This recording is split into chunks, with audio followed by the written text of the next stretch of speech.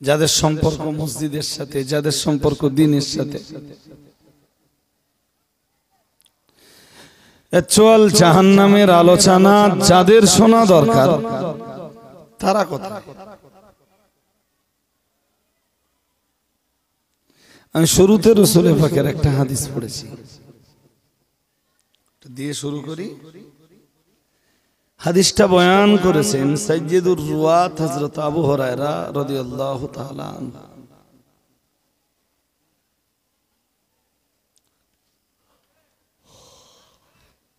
হাদিসটা বয়ান করেছেন রাবি সম্রাট আবু হুরায়রা, যিনি রাসূল পাক সাল্লাল্লাহু আলাইহি ওয়াসাল্লামের জবানের সবচাইতে বেশি হাদিস বর্ণনা করেছেন। সুবহানাল্লাহ। আর একটু আওয়াজ তুলে বলেন সুবহানাল্লাহ।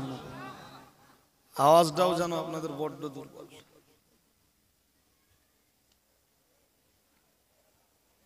হযরত আবু হুরায়রা বলেন রাসূল করিম সাল্লাল্লাহু আলাইহি ওয়াসাল্লাম কোন একদিন বলেছিলেন,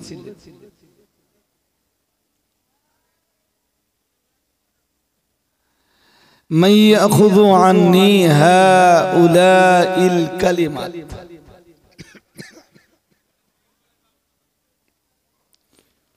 একটা হাদিসও যদি আমার কাছ থেকে আপনারা পান,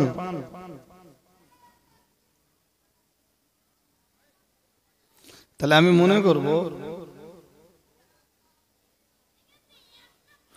মনে করব যে আমার বড় কবরাতে আসার সার্থকতা হয়েছে। আর একটা হাদিসই শোনাবো আপনাদের, মন দিয়ে শুনতে হবে। রাসূলুল্লাহ একদিন সাহাবীদেরকে বললেন, মান ইয়াখুযু আন্নী হাউলাইল কালিমাত, নবীজি বললেন আমার কাছে, আমার নিকট থেকে এই কথাগুলো কে গ্রহণ করবে? ফায়ামালু বিহিন্না, যে কথাগুলোর উপরে আমল করতে পারবে।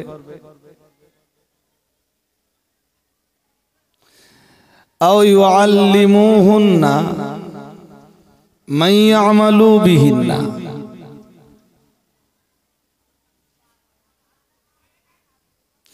অথবা আমল করার মতো ইচ্ছা আছে কথাগুলোর উপরে, তাদেরকে শিক্ষা দিতে পারবে। কে আছে এমন?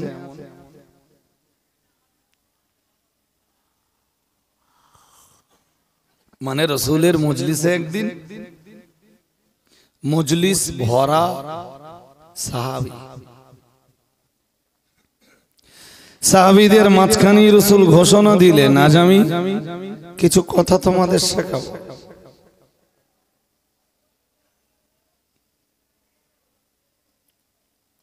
কে আছো ওই কথাগুলোকে গ্রহণ করবা, অতঃপর ওই কথাগুলোর উপরে আমল করবা? কে কে আছো? এবং যারা ওই কথাগুলোর উপরে আমল করতে চায় তাদেরকে শিখিয়ে দেবে।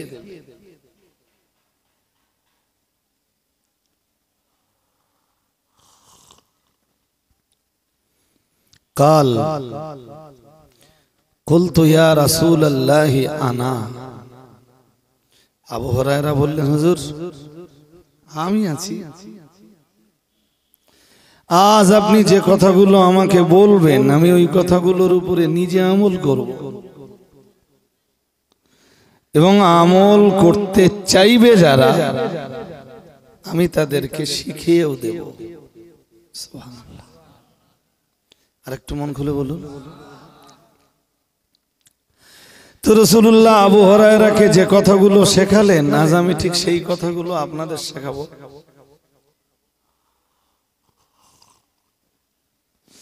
এই কথাগুলোর উপরে আপনাদের কি করতে হবে? একটু আমল করতে হবে।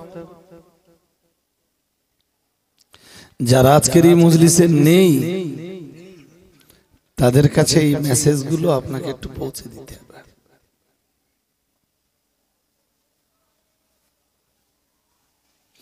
এইটাকেই আরবিতে বলে তাবলীগ, প্রচার।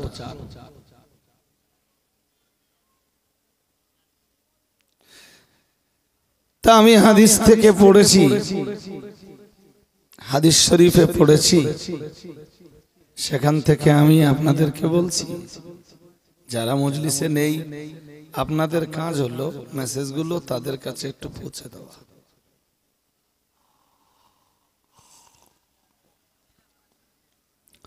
বাড়ির মেয়েদের কান পর্যন্ত যদি না পৌঁছায় আপনি ওদের কাছেও একটু পৌঁছে দেন। খুব ঠান্ডা মাথায় বলছে। হযরত আবু হুরায়রা বললেন, হুজুর আমি পারবো, আমি ওই কথাগুলোর উপরে আমলও করব, আর যারা আমল করতে চাইবে তাদেরকে শিখিয়েও দেব। হাদিস শরীফের বয়ানে এসেছে ফাআদ্দা খামসান, রাসূলুল্লাহ গুনে গুনে 5টা কথা বললেন।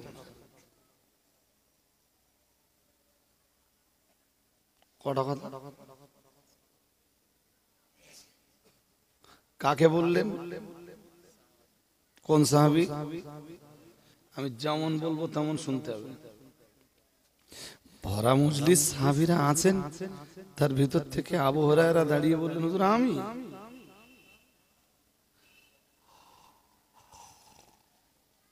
আমি আমলও করব, শিখিয়েও দেব মানুষকে। ফাআদ্দা খামসান, রাসূল গণনা করে 5টা বিষয় তুলে ধরলেন। আল্লাহ পাকের রাসূল 1 নম্বরে বললেন, ইত্তাকিল মাহারিমা তাকুন আ'বাদান নাস, ও কামা ক্বালা আলাইহিস সালাম। মুহাম্মাদুর রাসূলুল্লাহ সাল্লাল্লাহু আলাইহি ওয়াসাল্লাম বললেন, ইত্তাকিল মাহারিমা, হে আবু হুরায়রা, তোমার জীবন থেকে তুমি হারাম জিনিসগুলোকে বাদ দিয়ে চলো।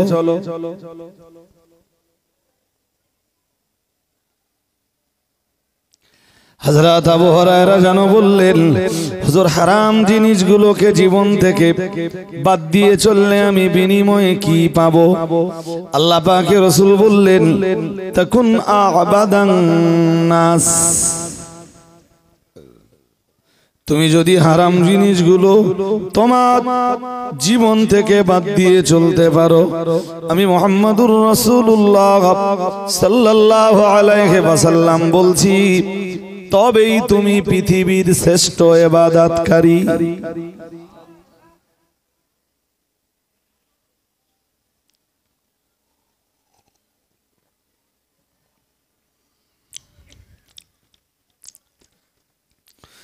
প্রথমটা বললেন, যদি হারাম বাদ দিয়ে চলতে পারো। ইত্তাকিল মাহারিমা,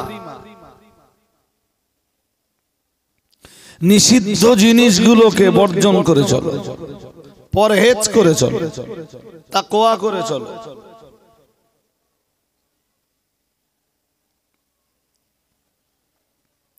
আমরা সবচাইতে বড় ইবাদতকারী কাকে মনে করি? যে লোকের বাড়িতে খায় না,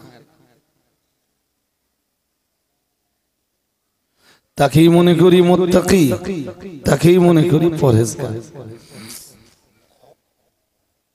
বাট রাসূল কি শেখাচ্ছেন?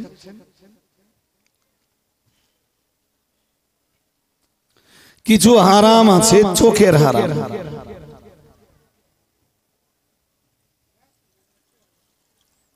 খুব মন দিয়ে শুনতে হবে, যে কজন বসেছেন, আর নইলে বড় গোবরাতে আমার আশা পুরো বেকার। আমার কথা যদি বুঝতেই না পারলে তোমার বুকে কি লাভ হবে?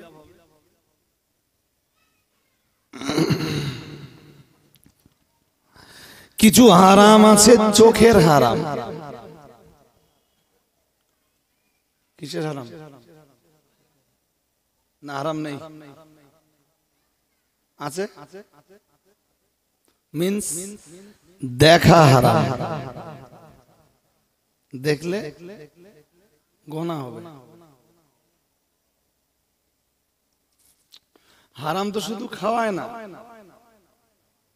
হ্যাঁ, খাদ্যদ্রব্যের ভিতরেও হারাম আছে।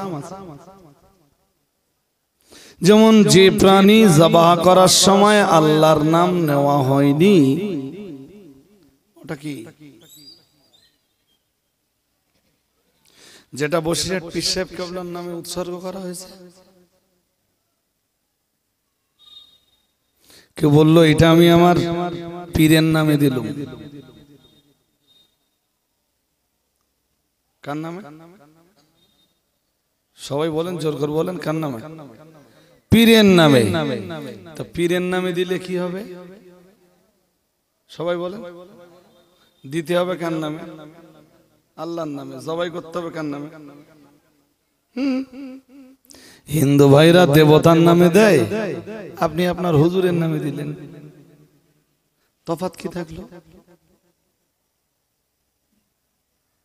ওরাও শিরক করলো, আপনিও শিরক করলেন। বলো চাচা, শুক্রবারের দিন মোরগ নিয়ে তুমি কোথায় যাচ্ছ? 10টার দিক বেরিয়েছে। তাহলে আমি পীর সাহেবের বাড়ি যাচ্ছি। তাহলে কেন? তাহলে জানো তোমার চাচি মেনে লো, এই মোরগটা পীরের বাড়ির রওজায় দিতে হবে।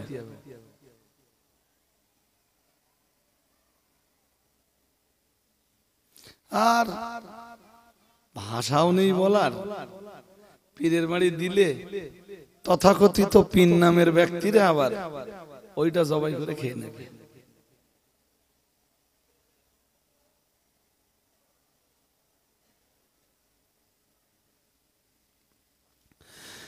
তো কিছু জিনিস তো আছে যেগুলো খাওয়া হারাম, যেমন প্রবাহিত রক্ত। প্রবাহিত, বাজার থেকে আপনারা যখন গোশত কিনে আনেন, গোশতের গায়ে কিছু রক্ত, ওটা প্রবাহিত রক্ত না বাবা। গোশত খাবেন, তা গোশতে একটু রক্ত থাকবে না? হ্যাঁ না বলবেন তো? এইটা কি প্রবাহিত রক্ত? প্রবাহিত রক্ত কোনটা? যেটা ছুরি চালিয়েছেন, ছুরি চালানোর পরে যে রক্তটা বার হচ্ছে, এইটাকে বলে আদামুল মাসফুহ, প্রবাহিত। মাইকটা আরেকটু ভালো হবে, সে ব্যাটারা একবার এলে তা চলে গেল। খুব একটা খারাপ হচ্ছে না, তা আরেকটু। কেউ উঠবেন না, আমি অনুরোধ করছি, মজলিস ছাড়লে হবে না কারণ, তাহলে আমি তো পুরো বিষয়টা হারিয়ে ফেলব। আমি মুখস্থ বিদ্যা আপনাদের কাছে হুবহু ক্যাসেট চালিয়ে দিতে আসি। আপনারা যেমন শুনবেন, আমি আস্তে আস্তে আস্তে আস্তে তেমনটা দিব। আর কোন সাউন্ডটা বাড়াও, সাউন্ডটা বাড়াও, মিষ্টি করো। বক্তা চেঞ্জ হলে এমনি মাইকের সাউন্ড এরকম ব্যাপার না তুমি একবার সন্ধ্যাবেলা বেঁধে দিলে আর সারা রাত চললো। বক্তার গলার সঙ্গে সাউন্ড সবসময় ম্যাচিং করতে হয়। সব বক্তার গলার আওয়াজ কি একই রকম হয়? বলুন বলুন, হয় না? এই জন্য বক্তা চেঞ্জ হলেই সাউন্ড আমার নতুন করে ম্যাচিং করতে হয়। আমার এই অল্প বয়সে আমি যা বকা বকেছি জীবনে, আর কি কম বকা বকেছি। ইউটিউব খুলে দেখেন। এই কারণে মাই রিকোয়েস্ট, আপনারা যারা আছেন কোন দরগার নামে, কোন রওজার নামে, কোন পীরের নামে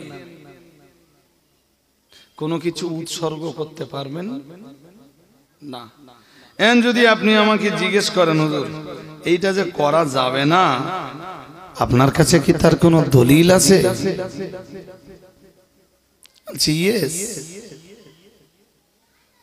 যদি দলিল নাই বা থাকবে, আরেকটু এ করো, সাউন্ডটাকে শুরু করো, মানে ঠিক যেখানে আছে ওখানে রেখে সাউন্ডটাকে চিকন বানাতে হবে, একটু শুরু করতে হবে।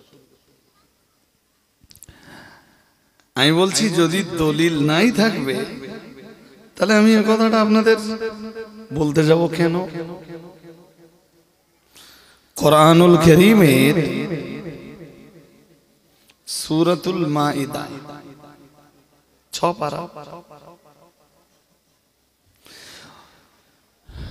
তো সূরা মাইদার আয়াত নাম্বার 3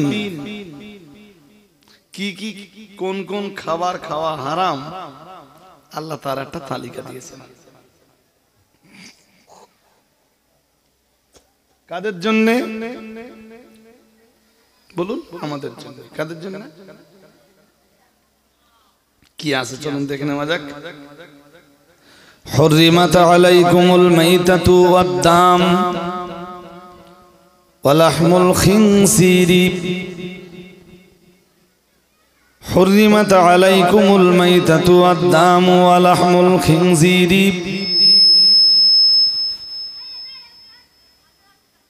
وما أهل لغير الله به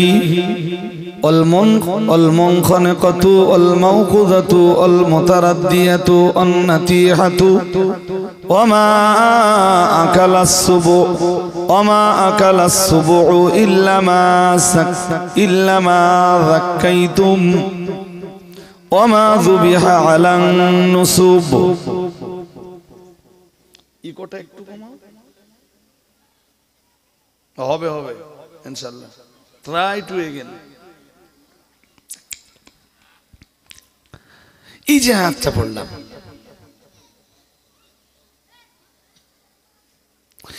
এই আয়াতে যে খাদ্য তালিকা, নিষিদ্ধ খাদ্য তালিকা, যেগুলো বান্দাবান্দিরা খেতে পারবে না, এক আল্লাহ পাকের কোরআন জানিয়েছে হুররিমাত আলাইকুমুল মাইতাত। এক নম্বরে মহান আল্লাহ জানিয়েছেন মরা জিনিস। কি জিনিস? আপনি বলুন হুজুর মরা মাছ। মরা মাছ অন্য জায়গায় খাওয়া হালাল হওয়ার দলিল আছে, তাই খায়। ঘুম পাচ্ছে নাকি? বাড়ির ডোবে একটা মুরগি মরে গেছে, খাওয়া যাবে? মোরগ মরে গেছে, খাওয়া যাবে? গরু মরে গেছে, মরে যাওয়ার পরে গলায় ছুরি দে চামড়া ছাড়িয়ে খাওয়া যাবে? কে হারাম করে দিয়েছেন? কোনো প্রশ্ন করলে চলবে না যে কেন হারাম, কেন করে দিয়েছেন। No question. এখানে কোশ্চেন নট অ্যালাউ। আল্লাহ পাকের কোরআন 2 নম্বরে জানিয়েছে, মহান আল্লাহ জানিয়েছেন হুররিমাত আলাইকুমুল মাইতাতু ওয়াদ-দাম। মহান আল্লাহ জানিয়েছেন প্রবাহিত রক্ত খাওয়া হারাম। কোন রক্ত বলেন? দেখেন আমি যে কথা বলছিলাম আমার মেলে কিনা। প্রবাহিত রক্ত খাওয়া হারাম। ওই জবা করার সময় যে রক্তটা বাড়ায় না, পোলট্রির গলায় এরম ভাবে ধরলেন, পোলট্রি ধরুন আপনার বাম হাতে আছে, ডান হাতে মাথা, এইভাবে ধরে এইভাবে পুরো কেটে দিয়ে রক্তটা এবার চেপে ধরলেন, খাওয়া খাওয়া। আসতে বলতেছেন কেন? বাজারে কি হয়? এই রক্তের একটা ওজন আছে তো, বলুন বলুন। 200 গ্রাম রক্ত বেরিয়ে গেল, ও যদি ওই 200 গ্রাম রক্ত আটকে দিতে পারে তাহলে ওইটা গোস্তের দরে বিক্রি হবে। ও তো চেষ্টা করবে ভারতে দেব না, বাট কোরআনুল কারীম এইটাকে হারাম ঘোষণা করেছে। বিধায় এই রক্ত আটকে রাখা চলবে না, আর যদি আটকে রাখা হয় তাহলে ওটা খাওয়া। নাম্বার 3, আমি সবগুলো বলছি না, বলো। আল্লাহ পাকের কোরআন জানিয়েছে মহান আল্লাহ আবার জানিয়েছেন ওয়ালাহমুল খিনসির, মহান আল্লাহ জানিয়েছেন শুকরের গোশত। জোর করে বলেন, শুকরের গোশত হারাম। সত্যি সত্যি যদি শুকরের গোশত ভুল করে কোনোদিন আমরা বাড়িতেও নিয়ে যাই, খুব সুন্দর করে রান্না বান্না হলো, বাড়ির কেউ জানে না, খাওয়ার আগে আপনি সবাইকে বলে দিলেন এটা না শুকরের গোশত, বাড়ির কচি কাঁচা থেকে নে, বাড়ির ভাবি থেকে নে, কেউ খাবে কেন? হারাম? বাহ, দারুণ অ্যান্সার, দারুণ অ্যান্সার। শুকরের গোশত হারাম করেছেন কে? আল্লাহ। সুদ হারাম করেছেন কে? সুদের টাকাটা খাওয়া যাবে, খাচ্ছে তো। যে যে মুসলমানে শুকরের গোশতকে ঘৃণা করে, সেই মুসলমানের বাচ্চা সুদের টাকাটাকে পছন্দ করে। নাউজুবিল্লাহ বলতেছেন কেন? বলেন নাউজুবিল্লাহ। আমি আবার বলছি, যে মুসলমান শুকরের গোশতকে হারাম মনে করে, ঘৃণা করে, সেই মুসলমান লটারি কেটে পাওয়া টাকাটাকে পবিত্র মনে করে খায়। কই হারাম? হারাম হলি কাটতো।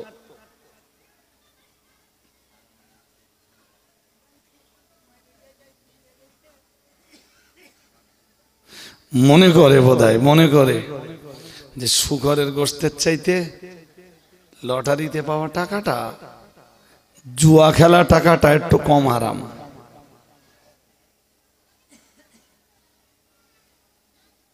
এর কম বেশ কিছু আছে? হ্যাঁ না বলেন? কম বেশ এরকম ছোট বড় হারাম, এইটা একটু ছোট, এইটা একটু বড়।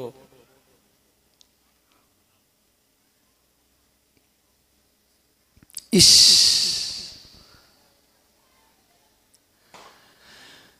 আল্লাহ পাকের রাসূল জানিয়েছেন, বড় আফসোসের সঙ্গে আমায় বলতে হয়, হাদিসটা শুনবার আগে মানে আর একটা কথা আমার কাছে শুনে নেন। যে মুসলমানের বাচ্চা সুদের টাকাটাকে হারাম মনে, যে মুসলমানের বাচ্চা মানে শুকরের গোশতটাকে হারাম মনে করে ঘৃণা করে, সেই মুসলমান ঘরের ছেলে অথবা সেই মুসলমান ঘরের মেয়েরা তারাই আবার সুদের সাথে জড়িয়ে যায়। প্রিয় নবী মুহাম্মদুর রাসূলুল্লাহ সাল্লাল্লাহু আলাইহি ওয়াসাল্লাম যেখানে সুদের ব্যাপারে বলেছেন, আর রিবা 70 জুজান, আল্লাহ পাকের রাসূল জানিয়েছেন সুদের গোনা একটা নয়, দুইটা নয়। আল্লাহ পাকের রাসূল জানিয়েছেন সুদের গোনা হলো 70 রকমের গোনা। কেউ যখন সুদ খায় 70 রকমের গোনা তার আমলনামায় লেখা হয়। আল্লাহ পাকের রাসূল জানিয়েছেন, আর এই 70 রকমের গোনার ভিতরে সবচাইতে ছোট গোনাটা হলো আইসারুহু আইয়ানকিহার রাজুলু উম্মাহু আও কামা ক্বালা আলাইহিস সালাম। আল্লাহ পাকের রাসূল জানিয়েছেন 70 রকমের গোনার ভিতরে সবচাইতে ছোট গোনাটা নিজের মায়ের সাথে জিনা করা। বলো নাউজুবিল্লাহ। কে বলতেছেন? বলবেন তো, বলতেছেন কে? আমি? আপনাদের রাসূল বলতেছেন। কি বলতেছেন? বলুন বলুন, মুখস্থ করতে হবে তো।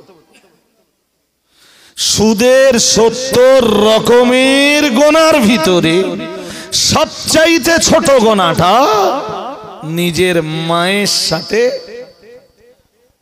বলুন বলুন, জিনা করা। এটা সবচেয়ে ছোট গোনা, বাকিগুলো এর চাইতে, বাকি 69টা সবের উপরে আছে। সবচেয়ে বড়টা কি? নবীজি বলেছেন, আল্লাহ মহান আল্লাহ কোরআনে বলেছেন সবচাইতে বড়টা আল্লাহ এবং তার রাসূলের বিরুদ্ধে লড়াই করা। আরে কোন জাতির পাল্লায় পড়লুম? যে জাতি সুদ খায় বাট শুকরের গোস্তটাকে নিকৃষ্ট আর ঘৃণ্য মনে করে।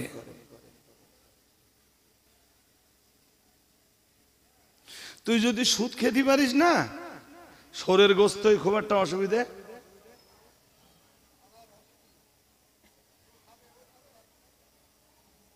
কথা বুঝতেছেন না বোধহয়। হ্যাঁ না কোনো উত্তর দিচ্ছেন না কেন? এত সোলো কেন? এত সোলো শ্রোতাদের কাছে অজ হয় নাকি? অজ করতে গেলে বক্তা যেমন চাঙ্গা, শ্রোতাদেরকে তেমন কথা বলতে হবে। আমার যদি ভুল হয় তা আপনারা বলে দেবেন যে আপনি এটা ভুল বলেছেন।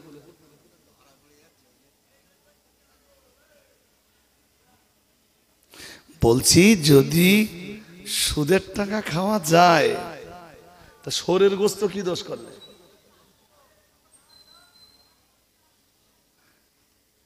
অন ক্যামেরা আমার সামনে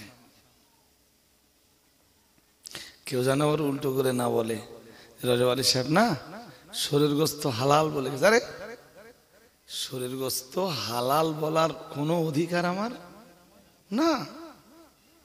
আল্লাহ পাকের কোরআন জানিয়েছে ওয়ালাহমুল খিনসিরি, মহান আল্লাহ জানিয়েছেন হুররিমাত আলাইকুমুল মাইতাত। আল্লাহ পাক রব্বুল আলামিন এক নম্বরে জানিয়েছেন মৃত প্রাণী, দুই নম্বরে জানিয়েছেন অদ্দাম। আল্লাহ পাক দুই নম্বরে জানিয়েছেন রক্ত, তিন নম্বরে জানিয়ে দিয়েছেন ওয়ালাহমুল খিনসিরি। আল্লাহ পাক রব্বুল আলামিন জানিয়েছেন তিন নম্বরে ঘোষণা দিয়েছেন শুকরের গোশত। বলুন নাউজুবিল্লাহ, সবাই বলুন। চার চার চলেন 4 নম্বর দেখি কি হারাম। 4-এর পর আর আমি যাব না, আজকে দরকার নেই তাই যাব না। যেই দিন এই আয়াত নিয়ে পুরো ওয়াজ করব ওই দিন ওটা বলে দেব। 4 নম্বরে আল্লাহর কোরআন জানিয়েছে ওমা উহিল্লা লিগাইরিল্লাহি বিহি। মহান আল্লাহ জানিয়েছেন, আল্লাহ পাকের কোরআন জানিয়েছে যেটাকে উৎসর্গ করা হয়েছে। ওমা উহিল্লা লিগাইরিল্লাহি বিহি, আল্লাহর নাম ব্যতীত অন্যের নামে যেটাকে উৎসর্গ করা হয়েছে মহান আল্লাহ জানিয়েছেন ওটাও হারাম। ওটা ওটা দুর্গা ঠাকুরের নামে হোক আর কালী ঠাকুরের নামে হোক, মুসলমানদের কোন পীরের নামে হোক আর কোন রওজার নামে হোক, বসিরহাট হুজুরের নামে জবাই করতেছি, আল্লাহু আকবার, হালাল। জোর করে কয় না হালাল। দেবদেবীর নামে জবাই করা, দেবদেবীর নামে উৎসর্গ করে দেওয়া, আর পীর ওলি নবীদের নামেও যদি কেউ উৎসর্গ করে ফতোয়া।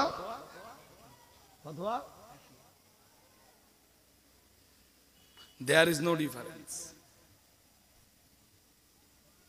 মাজারে গেলি তো, মাজারে মুরগি টুরগি পড়লি তো হুজুর গাঁও বিরাট আনন্দ হবে না?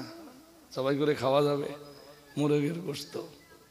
আরে ও গোশত যদি খাওয়া যায় তা শোরের গোশত আর কি দোষ করলে?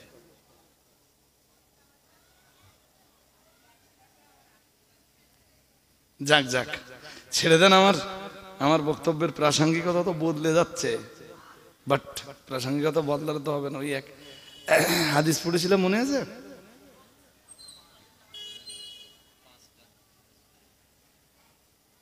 পাঁচের প্রথমটা, তুমি হারাম বাদ দিয়ে চলো তবে তুমি পৃথিবীর শ্রেষ্ঠ ইবাদতকারী।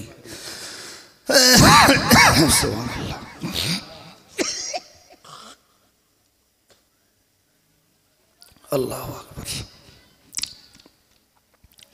তুমি হারাম জিনিস বর্জন করে চলো। তাই বলছিলাম কিছু জিনিস আছে যেগুলো কি খাওয়া হারাম, কিছু জিনিস আছে যেগুলো চোখের হারাম। উদাহরণ বলছি, উদাহরণ আল্লাহ পাকের কোরআন জানিয়েছে কুল্লিল মুমিনিনা ইয়াগুদ্দু মিন আবসারিহিম। মহান আল্লাহ জানিয়েছেন কুল্লিল মুমিনিন, ও নবী আপনি ঈমানদারদেরকে বলে দেন। 18 পারা সূরা নূরের 30 নম্বর আয়াত। মহান আল্লাহ জানিয়েছেন নবী আপনি ঈমানদারদেরকে বলে দেন ইয়াগুদ্দু মিন আবসারিহিম, তারা যেন তাদের দৃষ্টিকে অবনত করে, তাদের দৃষ্টিকে যেন নিম্নমুখী করে, তাদের চোখ যেন মাটির দিকে রেখে দেয়। পর নারী আর পর স্ত্রী থেকে তাদের চক্ষুকে যেন তারা হেফাজত করে।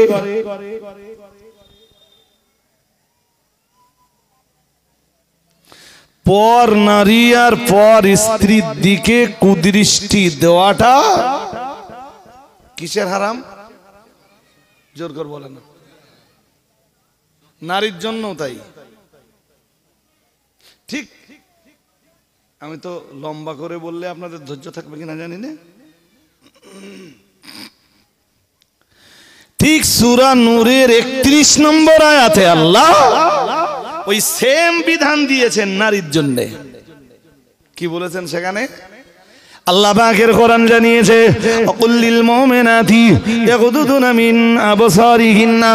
মহান আল্লাহ জানিয়েছেন, আল্লাহ পাক রব্বুল আলামিন ঘোষণা দিয়েছেন ও নবী আর আপনি এটাও বলে দিন কুল্লিল মুমিনাতি, तमाम দুনিয়ার কালেমা ওয়ালি নারীদেরকে আপনি বলে দিন ইয়াগুদুনা মিন আবসারিহিন্না, तमाम পৃথিবীর কালেমা ওয়ালি যত নারী আছে তারা যেন তাদের চক্ষুকে নিম্নগামী রেখে দেয়, তারা যেন তাদের চোখকে অবনত রেখে দেয়। দুনিয়ার পর পুরুষ থেকে তারা যেন তাদের চক্ষুকে হেফাজত করে। হুকুম কার? জোর করে বলেন। যে হুকুম আল্লাহ নারীকে দিচ্ছেন সেম হুকুম পুরুষকে দিচ্ছেন। যে হুকুম পুরুষকে দিচ্ছেন একই হুকুম নারীকে দিচ্ছেন। দেখা দেখা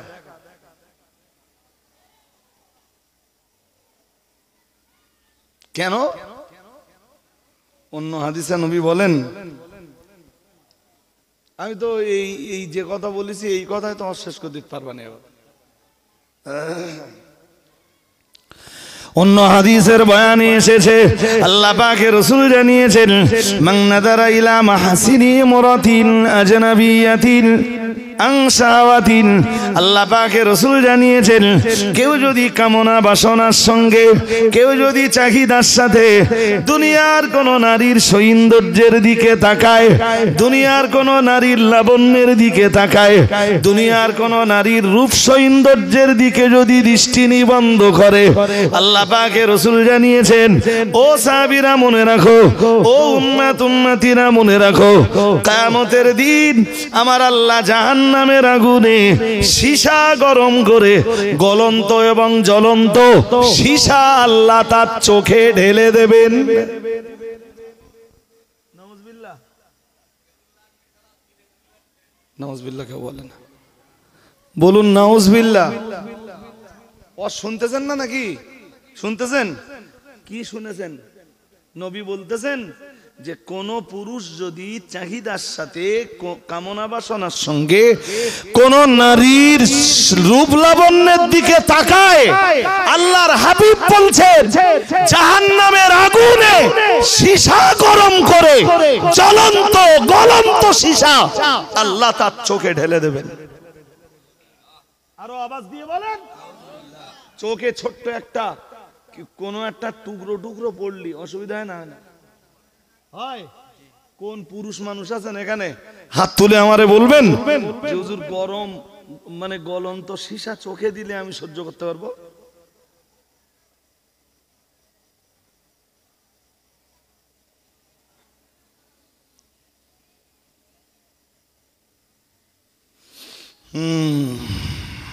আমার এই ওয়াজ এই যুগে চলবে না।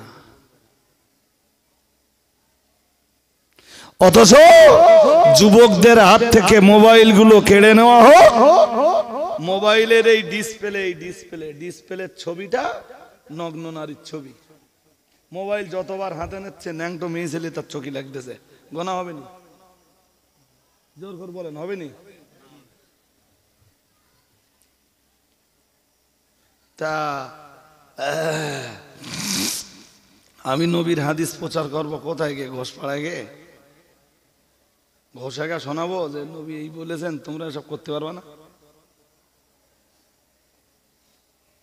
এখানে যুবক ছেলেগুলো ঘুরে বেড়াচ্ছে কিসের জন্য?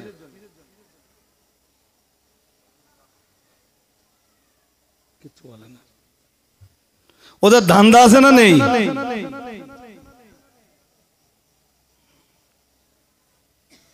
সওয়াব হচ্ছে? হচ্ছে? নবী আবু হুরায়রাকে কি বললেন? হারাম থেকে বাঁচো। আর আমি এক নম্বরে শুরু করেছিলাম চোখের হারাম, এবং তাতে দুইটা আয়াত দিয়ে প্রমাণ করেছি। নবীজি বলতেছেন আলীকে, একদিন বলতেছেন, আলী তুমি রাস্তা দিয়ে চলছো, চলতে চলতে কোনো তোমার মোটে ইচ্ছা ছিল না নারীর সৌন্দর্যের দিকে তাকানো, বাট সাডেনলি কোনো এক নারীর সৌন্দর্য তোমার চোখে পড়ে গেল, তোমার ইচ্ছা নেই, আলী কি করবা? আলী বললেন, হুজুর আমার কি মালুম, আপনি বলুন। আল্লাহ পাকের নবী মুহাম্মদুর রাসূলুল্লাহ সাল্লাল্লাহু আলাইহি ওয়াসাল্লাম আল্লাহ পাকের নবী আলীর ডাক দিয়ে বললেন, আলী লা তুতবিইন নাযরাতান নাযরাতা ফাইন্না লাকাল উলা ওয়া লাইসাত লাকাল আখিরা আও কামা ক্বালা আলাইহিস সালাম। মুহাম্মদুর রাসূলুল্লাহ সাল্লাল্লাহু আলাইহি ওয়াসাল্লাম আল্লাহ পাকের নবী বললেন, আলী লা তুতবিইন নাযরাতান নাযরাতা, ও আমার সাহাবী আলী, রাস্তা দিয়ে চলতে চলতে হঠাৎ কোন নারীর সৌন্দর্যের উপরে, রূপ লাবণ্যের উপরে যদি তোমার চোখ দুটো পতিত হয়, আমি মুহাম্মদুর রাসূলুল্লাহ সাল্লাল্লাহু আলাইহি ওয়াসাল্লাম বলছি, সঙ্গে সঙ্গে তোমার চোখটাকে টেনে নাও। আর লা তুতবিইন নাযরাতান নাযরাতা, খবরদার জানো দৃষ্টির পর আবারও তোমার দৃষ্টি ওই নারীর দিকে দেবে না, তার মানে দ্বিতীয়বার ওই নারীর দিকে যেন তাকাবে না, চোখ টেনে নাও। ও আমার সাহাবী আলী, ফাইন্না লাকাল উলা ওয়া লাইসাত লাকাল আখিরা, প্রথমবারটা ওই নারীর দিকে দেখবার ইচ্ছা তোমায় ছিল না, তুমি তো চোখ বন্ধ করে রাস্তায় চলতে পারো না, সাডেনলি ওটা ঘটে গেছে, হঠাৎ ওটা ঘটে গেছে, তাই আল্লাহর কাছে ওটা ক্ষমার যোগ্য। আমি মুহাম্মদুর রাসূলুল্লাহ সাল্লাল্লাহু আলাইহি ওয়াসাল্লাম, আমি আল্লাহ পাকের নবী বলছি তোমায়, তাই দ্বিতীয়বার ওই নারীর দিকে তুমি দেখবা, এটা তোমার জন্য জায়েজ নেই। আর ইচ্ছাকৃত হলে একবার ওই নারীর দিকে দেখা, বলুন জায়েজ আছে? ইচ্ছা ছিল না, প্রথমবারটা ঘটে গেছে, ওটা আল্লাহ ক্ষমা করবেন। হযরত মনে রাখুন, রসুলের আর এক সাহাবীর নাম জারির ইবনে আব্দুল্লাহ। আমি কটা কথা বলি বলেন দিন এক মজলিসে বসে। হযরত জারির ইবনে আব্দুল্লাহ রাদিয়াল্লাহু তাআলা আনহু থেকে বর্ণিত, তিনি বলেন, আমি রসুলকে জিজ্ঞেস করলাম আন-নাযরিল ফুজাআত,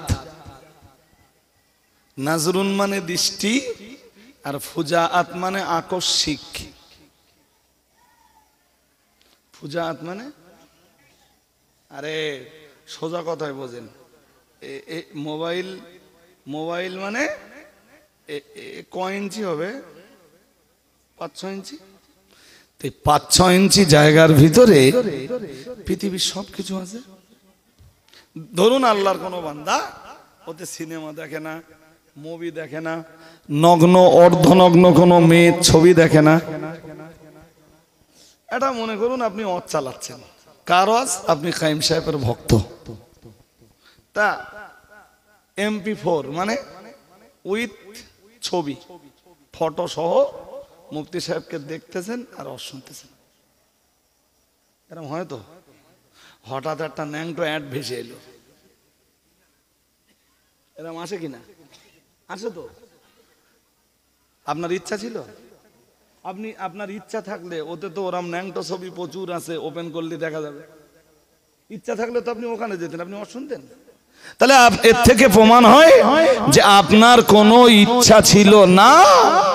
মুফতি সাহেবের রস শুনতে শুনতে অ্যাড একটা ভেসে এসছে, ন্যাংটো অ্যাড, আপনি চোখটা টেনে নিয়েছেন, নাউজুবিল্লাহ পড়তেছেন, লা হাওলা ওয়ালা কুওয়াতা ইল্লা বিল্লাহ পড়তেছেন, ওইভাবে। ওদিকে সে অ্যাড শেষ হয়ে গেছে, মুফতি সাহেবের ওয়াজ আবার শুরু হয়ে গেছে। এরম মানুষ আছে না নেই? আছে তো। নবী ওইরামটাই বলতেছেন, আলী তোমার ইচ্ছা ছিল না, হঠাৎ ঘটে গেছে, ওটা আল্লাহ তোমাকে ক্ষমা করবেন। আরেকটু মন খুলে, সত্যি সত্যি এটা কি এই লোকটার ইচ্ছা ছিল? আরে বাবা, ইচ্ছা থাকলে তো সিনেমা দেখতো।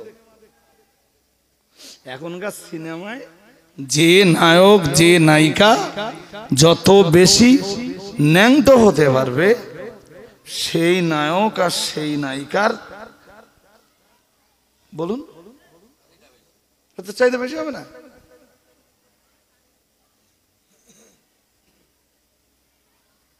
আরে আপনাদের বড় গোবরার লোকেদের কি করে বোঝাই বলেন দিন? খেলার মাঠটা আছে আপনাদের এখানে, ফুটবল, যদি বড় গোবরার ফুটবল খেলার মাঠে, ফর এক্সাম্পল, এই উদাহরণটা শুনলে অনেকটা আপনাদের ক্লিয়ার হয়ে যাবে। বড় গোবরার ফুটবল খেলার মাঠে এই গ্রামের কিছু মাতব্বর ছেলে মিলে, তারা মিলে একটা বিচিত্রা অনুষ্ঠানের আয়োজন করেছে। আর বিচিত্রা অনুষ্ঠান মানে সে তো বিরাট ব্যাপার।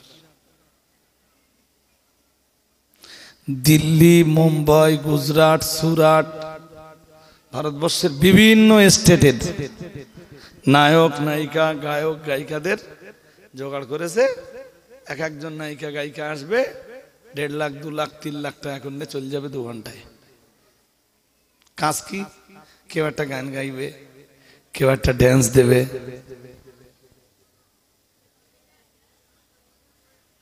তা ছেলেরা মাতব্বারি করে করেছে। ছেলেদের ভিতরে যে ছেলেটা লিডার ছিল, ও নামাজ কালাম পড়ে। ও বলল, দেখ এগুলো দিয়ে না ইসলাম ধ্বংস হয়, করিস নে।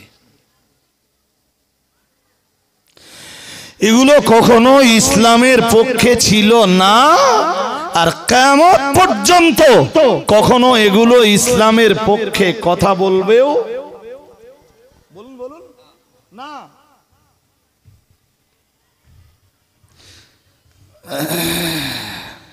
ছেলেগুলো সবাই এক বাক্যে জবাব দিলে, শোনো ভাই, তুমি যদি না থাকো, না থাকতে পারো, দরকারে ক্লাবের সেক্রেটারি বদলে দিয়ে আমরা এবার যখন করব বলেছি এবারটা করে না। এই ছেলেটা নামাজি আল্লাহওয়ালা, এ রাত্রেবেলা ঘরের ভিতরে শুয়ে শুধু ভাবতেছে, আল্লাহ এই গুনাহের কাছ থেকে আমি সমাজকে কি করে বাঁচাবো। বলে, আমার না এক্ষুনি রিজাইন দিলে হবে না, আমি উদাহরণ দিচ্ছি, বলো, আমাকে ওদের ভিতরে থাকতে হবে। তারপর তাহলে নায়ক নায়িকা গায়ক গায়িকা যা দাওয়াত করবো সব আমি।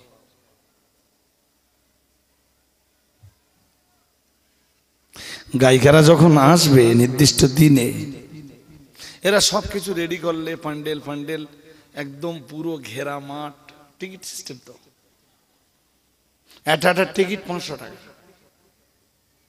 কত? ওরে সাংঘাতিক। ওই দেখবে, ওই ডান্স দেখতে যাবে 500 টাকায়।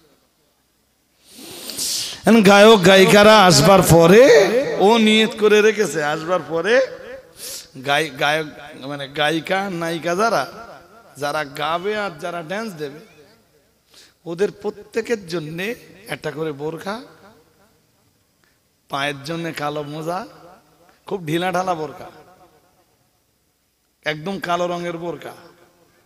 এখন তো বোরখাটাও ফ্যাশন, বোরখা স্কিন টাইট, বোরকায় এত নকশা যে যার চোখ ওই মহিলার উপরে না পড়বার ছিল তারও চোখ ওই নকশার কারণে মহিলার উপরে পড়তেছে। হ্যাঁ না বলবেন তো যে ও ভাই এ বোরকা কত নেছে? তাহলে ৮,০০০। কত? তাহলে তোর ভাবি বলতো একটু নাক নকশা যেন ভালো হয় বোরকাটার, তাই এটা কিনলে যাচ্ছি। ও ভাই তুমি ভাবির ওই বোরকা কিনে দিচ্ছ, অত নকশা মানে তো এমনি হয়তো চোখ পড়তে হতো না, তুমি যে বোরকা কিনে দিচ্ছ এমনি তো চোখ পড়বে নি ওতে।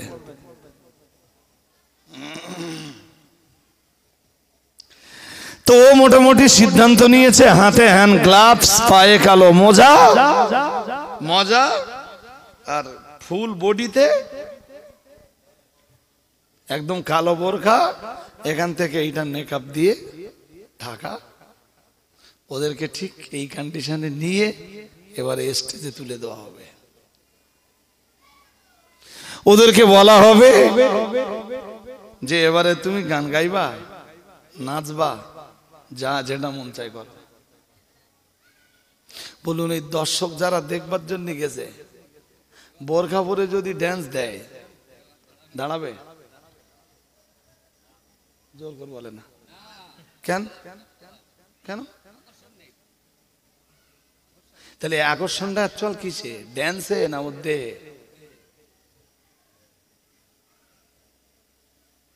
আমার সমাজকে এইটুকু বলে বোঝানো যায় না। যে সিনেমার নায়ক নায়িকা যত বেশি ন্যাংটো হতে পারবে তাদের প্রতি যুবক যুবতীদের আকর্ষণ তত বেশি। এর মানে আকর্ষণটা সিনেমায় না, আকর্ষণ পুরুষ যারা দেখছে নারীর ওই ন্যাংটো দেহের উপরে, আর নারী যারা দেখছে পুরুষের ন্যাংটো দেহের উপরে।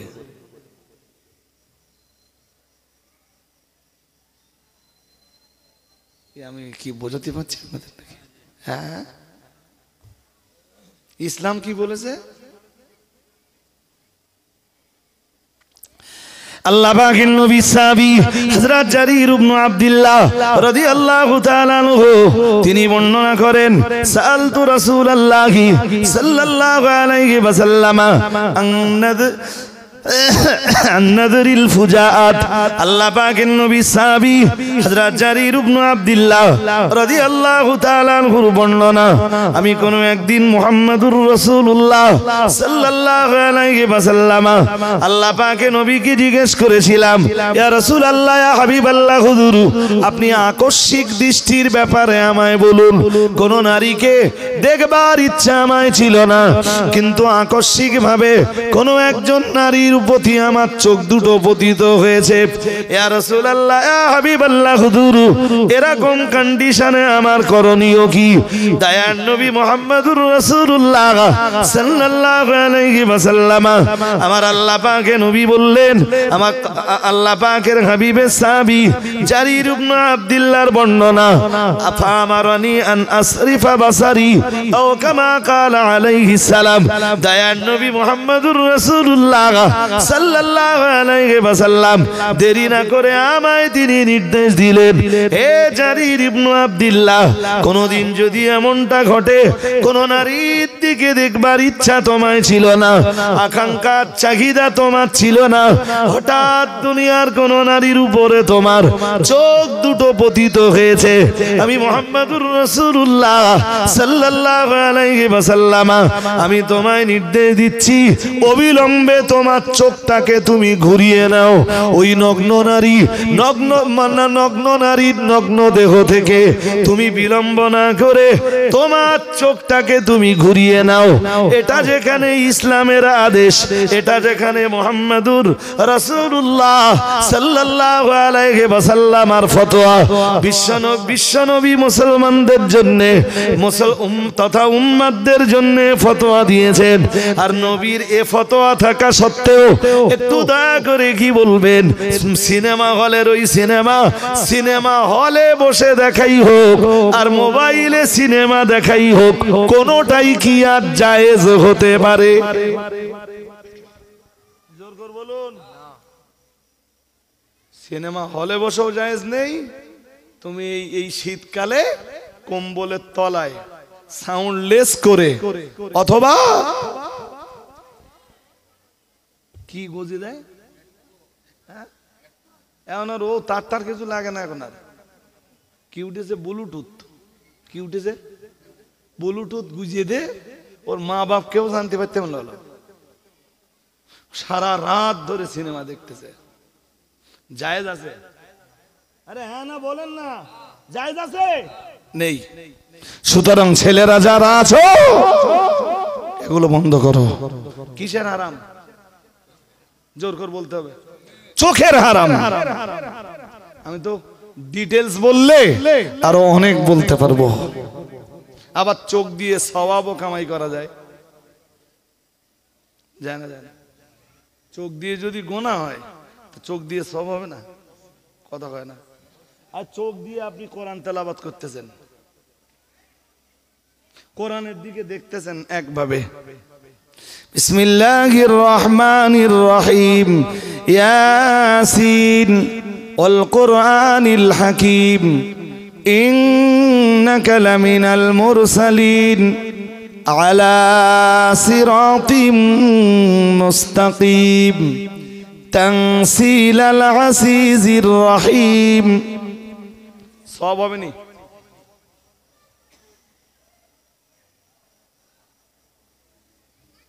তাহলে সোজা কথায় চোখ দিয়ে সওয়াব হয়, চোখ দিয়ে। ও মেয়েদের ক্ষেত্রেও একই মশলা।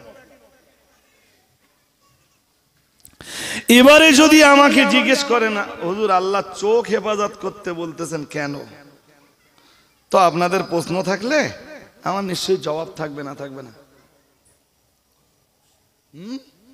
চোখ হলো দিস ইজ এ জেনারেটর। কি এটা বুঝতেছেন না? আর এই জেনারেটরে তার যদ্দূর আছে ও তদ্দূর সাপ্লাই দেবে। রাত্রেবেলা আপনারা যখন ঘুমিয়ে পড়েন, দেহ ঘুমায় না চোখ ঘুমায়? কিছু বলে না। আর জ্ঞান বুদ্ধি তো আপনাদেরও আছে, একটু কথা বলেন। হাত ঘুমায় না চোখ ঘুমায়? হ্যাঁ, তা দেহের কষ্ট দূর হয় কেন? ঘুমায় চোখ, কিন্তু চোখের সাথে গোটা দেহের তার লাগানো আছে। চোখ যখন আরাম পায় না, গোটা দেহ তখন আরাম অনুভব করে। আরেকটু মন খুলে বলুন সুবহানাল্লাহ। এই ট্রেনে বসে আমরা মোবাইল ঘাঁটতে যাই, আরে একটু চোখ বুড়বুড় বুড়বুড় করতে করতে করতে করতে হঠাৎ আস্তে আস্তে আমাদের দেখেন এই আস্তে আস্তে আস্তে আস্তে হাত নিচের দিকে নেমে যাচ্ছে। কে ঘুমাচ্ছে, চোখ না হাত? মোবাইল পড়ে যাচ্ছে কেন? আবার বলে হাত ঘুমাচ্ছে। হাত ঘুমাচ্ছে বললে লোকে ঘুমোয় কে? হাতের কি হয়েছে? মোবাইল ফেল যাচ্ছে।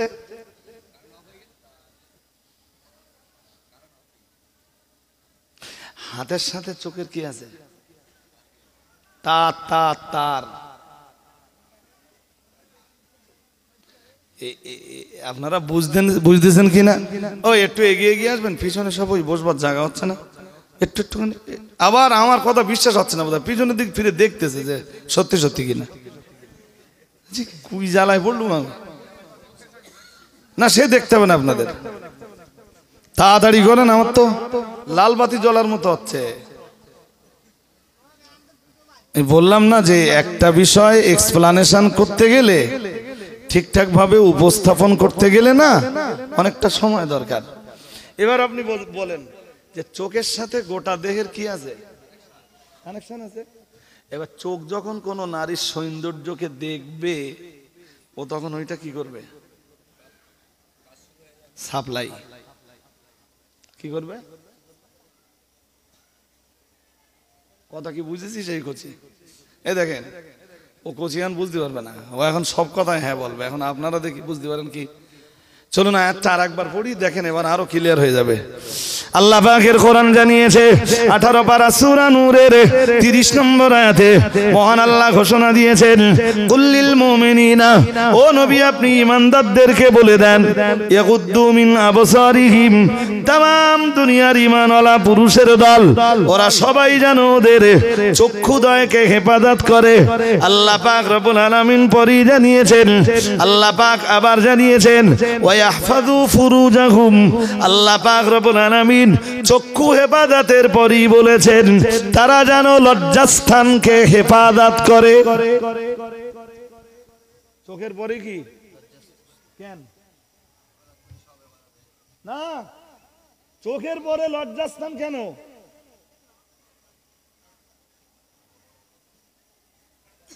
ছোট্ট করে বুঝে নেন, ছেলেটা খুব একটা ভালো না, ভালো মেয়েটে দেখলেই তার দিকে চোখ যায়। একটা মেয়ে মনে করুন এই এই সভা উপলক্ষে দোকান টোকান বসেছে, এরকম ঘুরে বেড়াচ্ছে, মেয়েটা দেখতে দেখতে একটু ভালো, মেয়েটাকে বলছে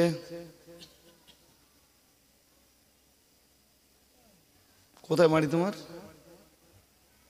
তা মেয়েটা প্রথম উত্তর দিয়েছে, আমার বাড়ি জেনে তোমার লাভ কি?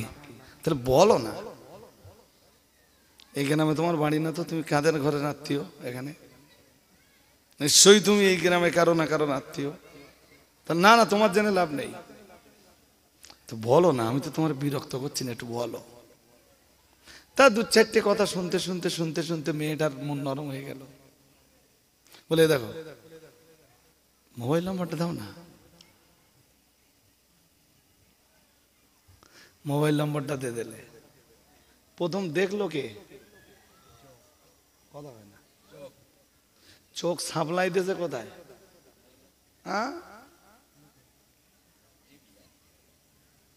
চোখ কোথায় সাপ্লাই দিয়েছে? ও দেখেই তোর সাথে কথা বলতেছে। মেয়েটা কথার উত্তর দিলে শুনতেছে কে? জোর করে বলে না, তাহলে জিভ এবারে কানকে কানকে হ্যাঁ, এবার ওই যে ফোন নাম্বারটা কালেক্ট করে নিস না, ফোন নাম্বারটা নে, এবার শুরু করে দিলে, রাত নেই দিন নেই জ্বালিয়ে যাচ্ছে মেয়েটা। রাত 3টে বাজে, হ্যালো, কম্বলের ভিতর থেকে হ্যালো হ্যালো। আমরা এই রাত বিরাত চলি তো, রাত 2টোর সময় দেখো রাস্তায় বেরিয়ে হ্যালো হ্যালো করতেছে, কি দরকার এই ঠান্ডায় বলেন দিন? হ্যাঁ, কি ভালো মানুষ নাকি? চোখ কাকে সাপ্লাই দিলে? এবার কথাবার্তা চোখ দিলে জিভকে, জিভ দিলে এবার বেশ কিছুদিন ধরে কথাবার্তা হতে লাগলো। এ জিভ দিয়ে বলে, ও কান দিয়ে শোনে, ও জিভ দিয়ে বলে, এ কান দিয়ে। এই সব অঙ্গের গোনা হচ্ছে, বলো না? হবে না? জিভেরও গোনা হচ্ছে, কানেরও। বলতে বলতে বেশ কিছুদিন কেটে যাওয়ার পরে বললো তো এইভাবে দূরে দূরে না থেকে একটু কাছাকাছি গেছে দেখা করলে হয় না? দুজনে মিলে একটা জায়গা ঠিক করে নিলে, অমুক জায়গায় দেখা হবে। এবার বলুন তো ওদের টেনে নিয়ে যাবে কে? কথা বলে না, ব্যাস পায়ের খেলা শুরু হয়ে গেল। কিসের খেলা বলবেন তো? কিসের খেলা? কথাবার্তা বলতে বলতে বলতে বলতে আরো এক ধাপ এগিয়ে বললো, বলি এখানে এত লোকজন রয়েছে, অনেকদিন পরে দেখা করি, চলো না নির্জন জায়গায় যাই। নির্জন জায়গায় গেলে এবারে পা সাপ্লাই দেবে হাতকে, হাত কি করবে? স্পর্শ কি করবে? হাত এবারে সাপ্লাই দেবে অন্তরকে, দিলে অন্তরে তখন জেনার তামান্না পয়দা হবে।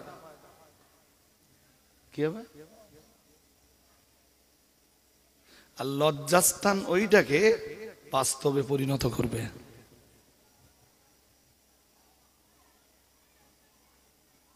কি বোঝাতে পারলাম আমি নাকি?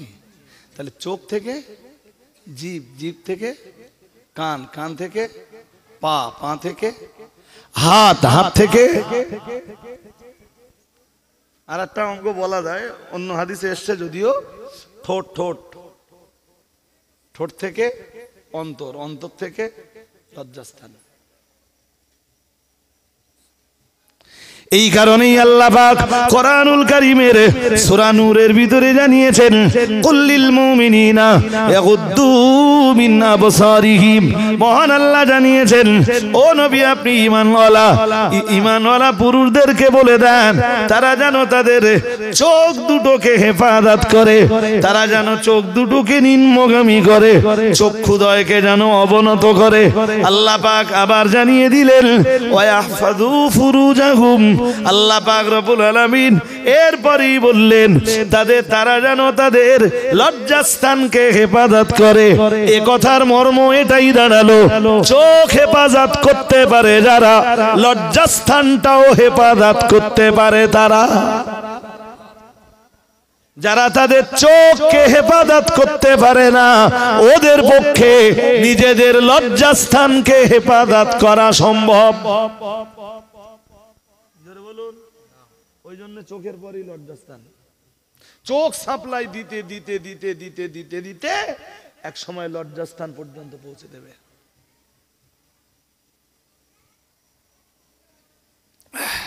হাজিরিনে মজলিস মনে রাখুন, আর মানে চোখেই যতগুলো অঙ্গকে সাপ্লাই দেবে, হাদিস শরীফকে যদি জিজ্ঞেস করা হয় হাদিস নিশ্চয়ই বিবরণ দেবে।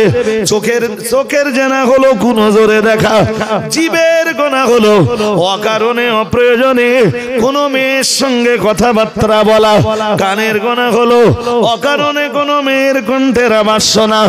ও ভাইরা আমার মনে রাখুন, কোন মেয়েকে পাওয়ার জন্য, অবৈধ প্রেম বিনিময়ের জন্য, পরকীয়ার জন্য পা দুটোকে ব্যবহার করে সেখানে যাওয়া, ওটাই হলো পায়ের জেনা। ও ভাইরা আমার মনে রাখুন, হাতের জেনা হলো হাত দিয়ে স্পর্শ করা।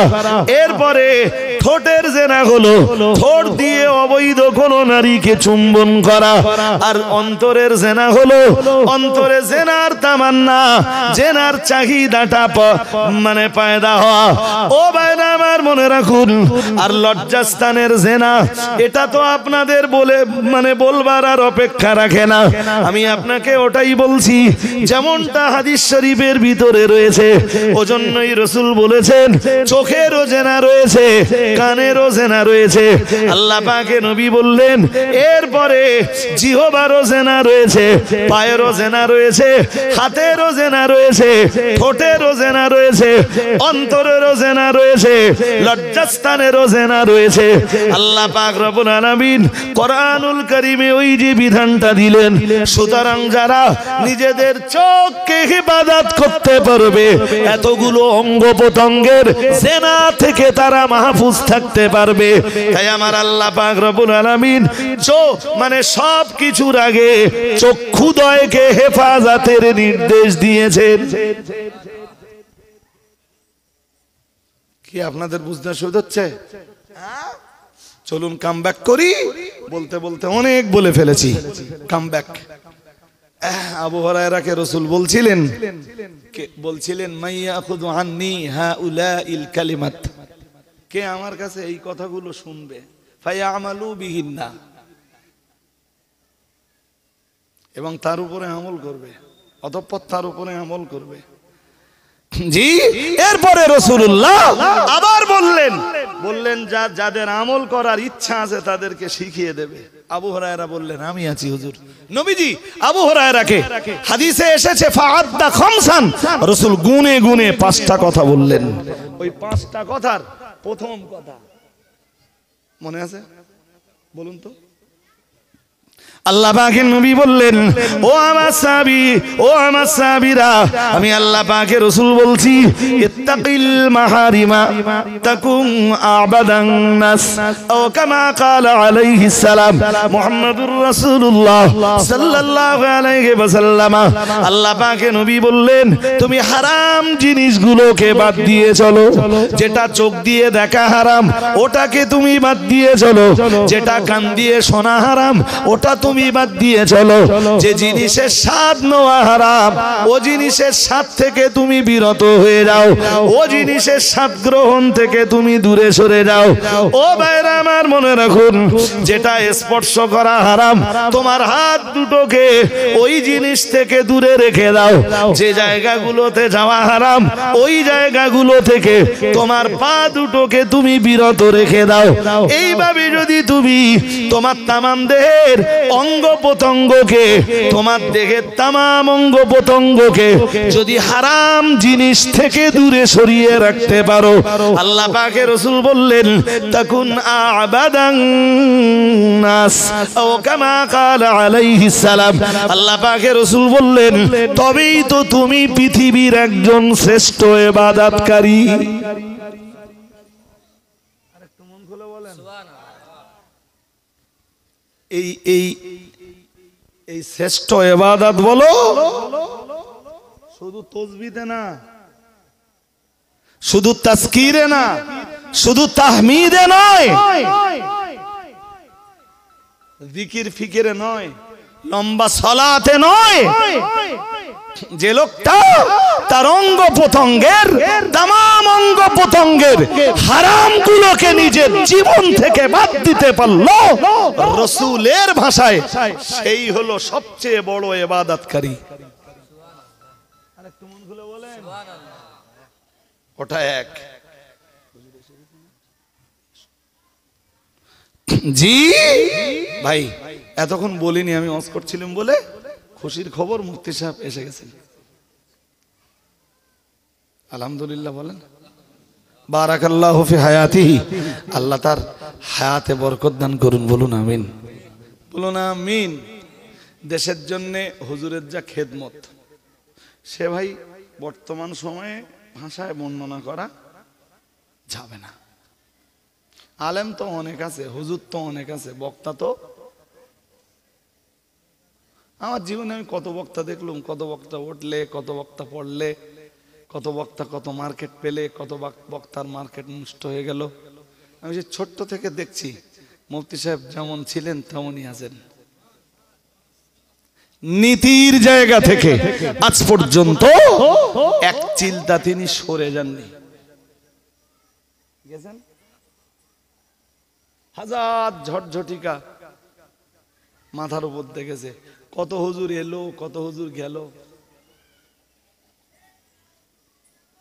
কি কেউ 10 বছর 15 বছর যা বললে 15 বছর পরে তার উল্টো বলতে শুরু করলো। কেউ 40 বছর ধরে যা বললে 40 বছর পরে তার উল্টো বলতে শুরু করলো। একবারও ভাবলে না যে জনগণ যদি প্রশ্ন করে যে হুজুর 40 বছর ধরে যা বলেছেন সেইটা ঠিক না, এখন 40 দিন যেটা বলতেছেন এইটা ঠিক? আমার কথা বুঝতেছেন না বোধহয়। যদি প্রশ্ন করা হয় ঘুরগে যে হুজুর তা তুমি 40 বছর ধরে যা বলেছো সেইটা ঠিক না 40 দিন ধরে যেটা বলতেছো এইটা ঠিক? যদি তোমার 40 দিন ধরে যেটা বলতো সেইটা ঠিক হয়, তাহলে 40 বছর ধরে লোকের ধোকা দিলে কেন? আরে ঠিক কিনা বলবেন তো, হ্যাঁ? আর যদি বলো হুজুর না 40 বছর যা বলতেছিলাম সেইটা ঠিক, তাহলে 40 দিন উল্টো খাচ্ছ কেন?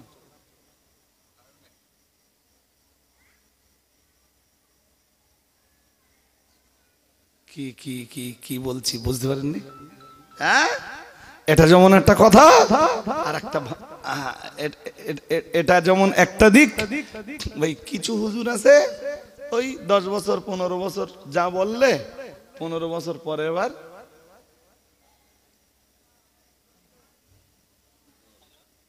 হ্যাঁ একটু পরে করেন, আমি স্টেজে জি 15 বছর পরে শোনালো পুরো তার উল্টো কথা। কারোর ভীমরতি ধরলে যুবক বয়সে, তা কারোর ভীমরতি ধরলে কি বুঝতেছেন না বুঝতেছেন না? হ্যাঁ, এরকম ভীমরতি ভাই ধরা মানেই তো হক সত্যের জায়গা থেকে সরে যাওয়া। তা আমার সম্পর্ক তো মুফতি সাহেবের সাথে খুব ছোটবেলা থেকে, খুব ছোটবেলা থেকে। তো মুফতি সাহেবকে যে জায়গাতে দেখতাম, হ্যাঁ তখনও বলতেন, আজও বলেন যে আমার পাশে কেউ যদি না থাকে হকের জায়গা থেকে আমি এক চুল পরিমাণ সরে যাব না। একা যদি হকের জায়গাতে দাঁড়িয়ে থাকতে হয় সেটাও আচ্ছা, দাঁড়িয়ে থাকবো, হকের জায়গা থেকে সরবো। কে পাশে থাকলো কে থাকলো না আমার কিছু দেখবার